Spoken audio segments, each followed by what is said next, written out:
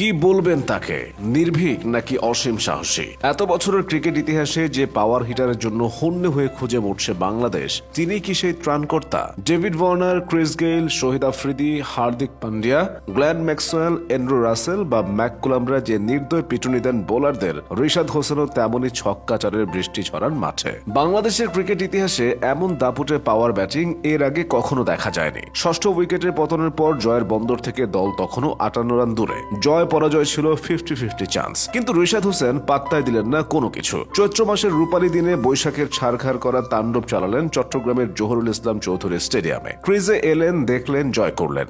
সব সমীকরণ ভুলিয়ে দিয়ে প্রথম বলেই ছক্কা। সেই ওভারে সব মিলিয়ে 2টি, সঙ্গে একটি 4। মুহূর্তেই চাপ উধাও। এরপর বোলারদের ছাতু বানিয়ে 18 বলে তুলে ফেললেন 48 রান। শঙ্কায় থাকা ম্যাচে 9 ওভার 4 বল বাকি থাকতেই জয় তুলে নেয় বাংলাদেশ। অপর প্রান্তে দাঁড়িয়ে দর্শকদের মতোই মজা নিয়ে পুরো ইনিংসের সাক্ষী হলেন মুশফিক। যত্ন নিতে পারলে দেশের জন্য বিরাট এক সম্পদ হবে রিশাদ। মাত্র একদিন আগে তার সম্পর্কে বলা সতীর্থ মেহেদী হাসান মিরাজের বক্তব্যের যথার্থতা প্রমাণ দিলেন 21 বছর বয়সী নীলফামারীর তরুণ তুর্কি। কেউ যদি ভাবেন ফ্লুক বা ঝড়ে বক মেরেছেন, তার দোষ। শ্রীলঙ্কার সাথে টি-20 সিরিজের তৃতীয় ম্যাচে বাংলাদেশের টার্গেট ছিল 175। 13 ওভার 2 বলে 7 উইকেট নেই, রান মাত্র 76। সেই ম্যাচেও জয়ের স্বপ্ন দেখেছিল বাংলাদেশ, কারণ এই রিশাদ। তার 7টি শট উড়ে গিয়ে পার করে সীমানা। টি-20তে বাংলাদেশের হয়ে এক ম্যাচে 7 ছক্কার রেকর্ড করেন তিনি। বাংলাদেশকে 100-র নিচে অল আউট হওয়া থেকে রক্ষা করে তার ইনিংস। 30 বলে 53 করে আউট হওয়ার আগে জাগান জয়ের স্বপ্ন।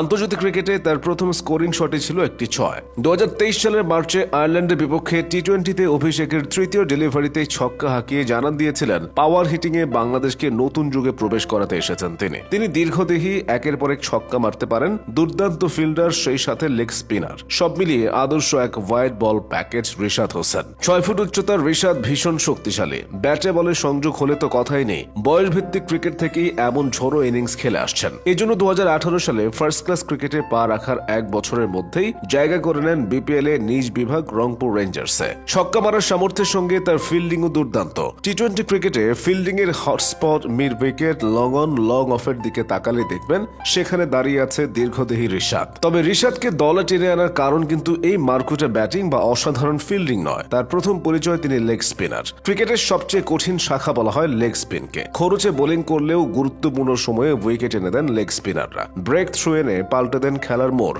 বাংলাদেশ দলে লেগ স্পিনারের হাহাকার অনেক পুরনো। লেগ স্পিনারদের যে বাড়তি পরিচর্যার প্রয়োজন, বাংলাদেশ ক্রিকেটে বাস্তবতায় সেটি বড় অভাব। কন্ডিশন ও মরা পিচের কারণে দলগুলো একাদশে লেগ স্পিনার রাখার প্রয়োজনীয় বোধ করে না। ফলে এ দেশে লেগিদের উত্থান হয় না। দ্বিতীয় মেয়াদে বাংলাদেশ দলের দায়িত্ব নিয়ে coach Chandika Hathurusingha leg spin bowling এর মহিমাটা খুব ভালো বোঝেন। আগের মেয়াদে তিনি জুবায়ের হোসেন, তানভীর হায়দারকে জাতীয় দলের সুযোগ দিয়েছিলেন। এবার আস্থা রাখছেন রিশাদের ওপর। 2021 সালের ভারতীয় সিরিজ থেকে নিয়মিত জাতীয় দলের সঙ্গে নেট বোলার হিসেবে দেখা গেছে রিশাদকে। বোলার হিসেবে ঘরোয়া ক্রিকেটে রিশাদের পারফরমেন্স তেমন উজ্জ্বল নয়। বলে কোনো কারুকাজ বা বাড়তি কিছু নেই, তেমন সমৃদ্ধ নয় স্কিলও। তবু আগের নির্বাচক প্যানেলের একজন লেগ স্পিনার গড়ে তোলার মরিয়ার চেষ্টার অংশ হিসেবে 2023 সালে তাকে আয়ারল্যান্ডের বিপক্ষে টি-20 সিরিজে দলে নেয়। তবু নিউজিল্যান্ডের টি-20 সিরিজে প্রথম 2 ম্যাচ বেশ ভালো বোলিং করেছিলেন তিনি। সিরিজে তার বোলিং এর প্রশংসা করেন নিউজিল্যান্ডের ব্যাটসম্যান টিম সাইফার্ট। রিশাদের জন্ম 2002 সালের 15 জুলাই নীলফামারী জেলা শহর থেকে 4 কিলোমিটার দূরে নিজ পারাগ্রামে। তার দিকে নির্বাচকদের চোখ পড়ে 16 বছর বয়সেই।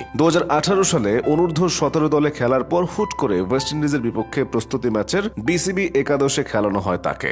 জায়গা পান অনূর্ধ্ব 19 দলেও। পরের বছর জায়গা দেওয়া হয় বাংলাদেশ এ দলে। এরপর থেকে এ দল, বিসিবি একাদশ, এইচপি দল বা স্পিন ক্যাম্পে তিনি নিয়মিত মুখ। স্পিন বোলিং কোচ রঙ্গনা হেরাথের সঙ্গেও কাজ করেছেন নানা সময়ে। এখন পর্যন্ত খেলেছেন মাত্র 3টি ওয়ানডে। 2 ইনিংসে করা 54 রানের মধ্যে 50 রানে নিয়েছেন 4 ছক্কা মেরে। পাশাপাশি নিয়েছেন একটি উইকেট। টি-20তে অবশ্য বোলিং পারফরমেন্স ভালো। 9 ম্যাচে উইকেট সংখ্যা 8টি। রান বন্যার ম্যাচে ওভার প্রতি দিয়েছেন 7.25 রানও খারাপ নয় কোনোভাবেই। ব্যাট হাতে 4 ইনিংসে রান করেছেন 71, যার মধ্যে 48 রানই তুলেছেন 6 মেরে। প্রায় 6 ফুট উচ্চতার কারণে উইকেট থেকে বাড়তি বাউন্স পান রিশাদ। পাশাপাশি গুগলিও আছে তার। তবে বোলিং পারফরমেন্সের থেকে ব্যাটিং এর উন্নতি বেশি দৃশ্যমান। সিঙ্গারা সবুজার মতো 4 ছক্কা মারা এই অলরাউন্ডারকে নিয়েই ভবিষ্যৎ সম্ভাবনার ছবি আঁকছেন বাংলাদেশের ক্রিকেট বোদ্ধা এবং ভক্তরা।